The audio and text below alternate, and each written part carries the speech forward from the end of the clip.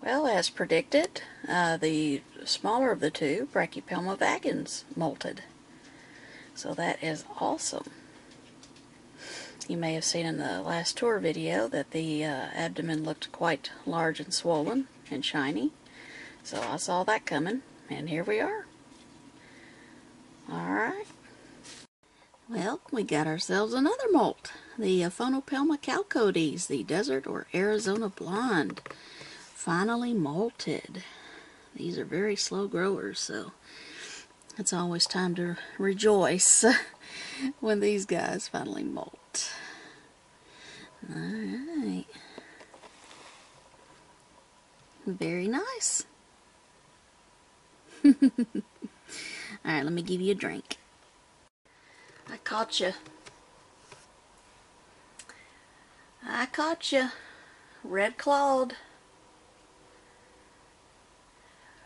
Burying your water dish.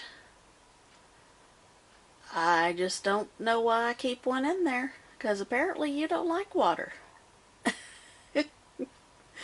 This is my vinegaroon. There's lots of other places to dig in here, and you cover up the water dish. I caught you.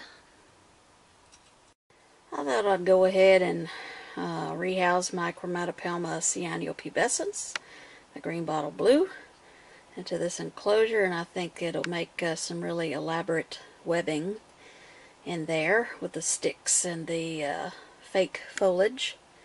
So let's give it a shot. Alright, let's get started. See if I can get the GBB to come out this way.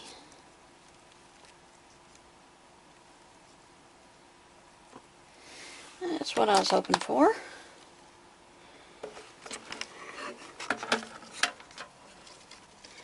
There we go. Alright, I'll look forward to seeing your web designs. Alright. Now it's time to rehouse my Pamphobedius Niger color into this larger tub here. We got semi-moist substrate in there, and a deep water dish for its size, and a nice hide. You know, cups aren't exactly the most beautiful thing in the world, but hey, they work, and the spiders like them. So, alright, let's go ahead with the transfer. Alright, we'll give this a go.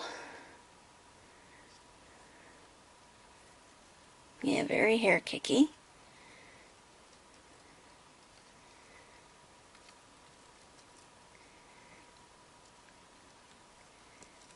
Come on. I got you a larger enclosure. I think you'll like it. I think you'll like it. Once you get used to it. Yeah.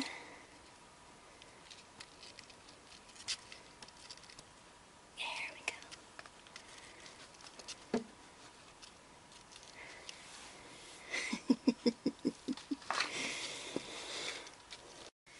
Yeah, I think you'll like it. But I do need to get you in there a little bit better because I gotta close this lid. And we don't want your legs to be in the way. No, we don't.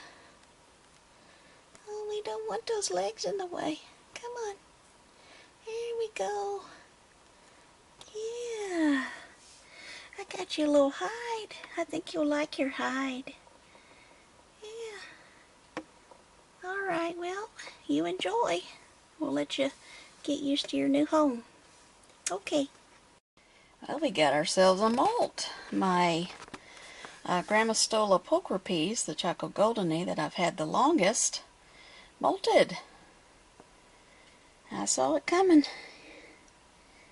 And looks like we got a good molt out of it, so let's take a look. I already highly suspected this one was a male, but now I know 100% that this is a male. At this size spider, you would be able to see a flap very easily between the first pair of book lungs right here, if it was a female. But because this is a male, there's no little flap right here. It would be very obvious at this size spider. And no flap. This is a definite male. So, as I suspected, but now it's definitely confirmed. Alright. Well, this is all this one we're going to see, I'm afraid. Cereopagopus sulawesi molted. And there's the molt. Very cool.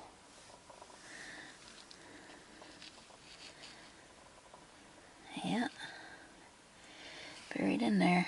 There you go. Might could see the abdominal pattern there some. Alright, very good. Alright, give it a drink. Every now and then you catch your spiders in a weird kind of position. This is large Marge, just kind of laying flat. I don't see her do that very often, but it's funny to see spiders do that. In a way, it makes them look bigger. But yeah, she just chillaxing, I guess. Look how flat she is. Well, if you can even tell with the dirty glass and the glare of the flashlight. I just wanted to show you. It's interesting to see sometimes when they do that. There's a little bit less glare. Alright. And we have ourselves another molt.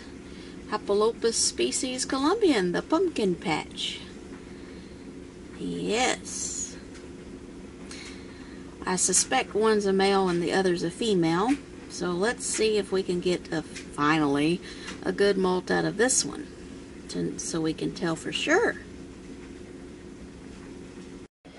Well, actually, I may not have to examine the molt to determine the sex, because it looks like this one has already matured. This appears to be a mature male, bulbous pedipalps. Sorry, I'm a little shaky there. Ah, and I even see a tibial hook. I did. So, well, I like to examine molts just for the fun of it, but this is definitely a mature male. Alright, well, that's cool. Okay. That would make 2 mature males in my collection now. The Thrixopelma peruvians, and now this one. Cool. Alright. And we have another molt. This is the Acanthoscurria insubtilis, the Bolivian black velvet. Hopefully out of this one I can finally get a good molt. I've had bad luck with figuring out the sex of this one. So let's try, maybe the molt will be fresh enough and won't be destroyed, and maybe I can finally see. Alright. So my vinegaroon is feeling outside of the enclosure through that little hole there. I've seen videos of spiders doing that, and it's so cute. So now you've seen your first vinegaroon doing that, right? That's so cute. Look at that. He's waving at you. I just wanted to show you, that's really cute. I decided to go ahead and put my male Zenithus imanus in this larger enclosure here. Figured it would be a better fit since the Zenithus imanus is the second largest spider in my collection. So I thought, well, why not? Go ahead and put him in here. And then when he dies, I'll probably put an LP in here, if not the A. geniculata. I hadn't decided yet. But, so let's go ahead with the transfer. So this spider, I couldn't film it with, my hands full. Just let me slide it in there like that. Look how it slid in there. It slid in there on its back. And it was flicking hairs like crazy. Look at that. Yeah. just let me slide it in there upside down. Because see, I had it tilted like this. See that? And that's how it got in there. Oh, wow. Okay. Alright, well now let's try to get him in there. Alright. And of course, you know, they're known for flicking hairs too, so we're just going to try to do it like this. Take the lid off. Like that. I mean, I was nudging and nudging with the paintbrush, and it was just like not wanting to move. So I had to pick it up with the paintbrush, and it just kind of flipped over upside down. There you go. Look at that. That really wasn't so bad, to be honest with you. There you go. Now you got your nice big cave to go into.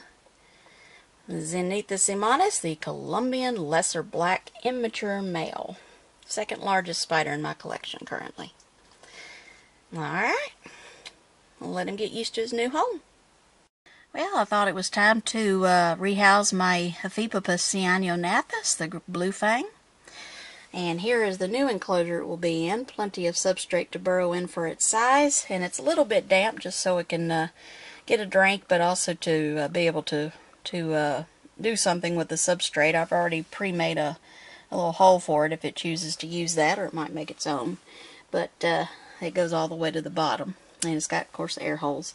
So we'll go ahead with the transfer. These guys are fast. So I got my ketchup brandy ready. Alright, let's go ahead with the transfer. I hope this goes well. With these guys, you never know.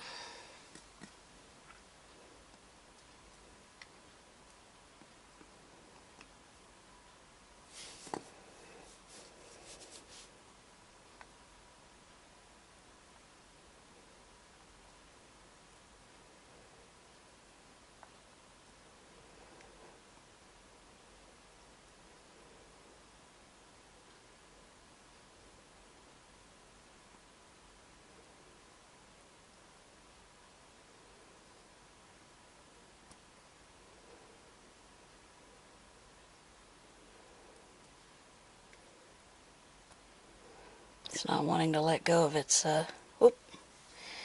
Here, go in there. Well, it's in there. And there's proof that it's in there.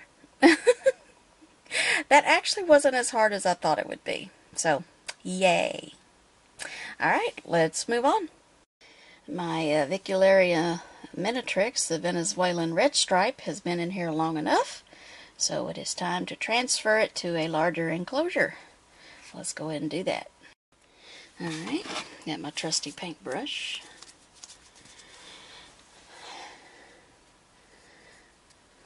Let's go ahead and try to get this one out.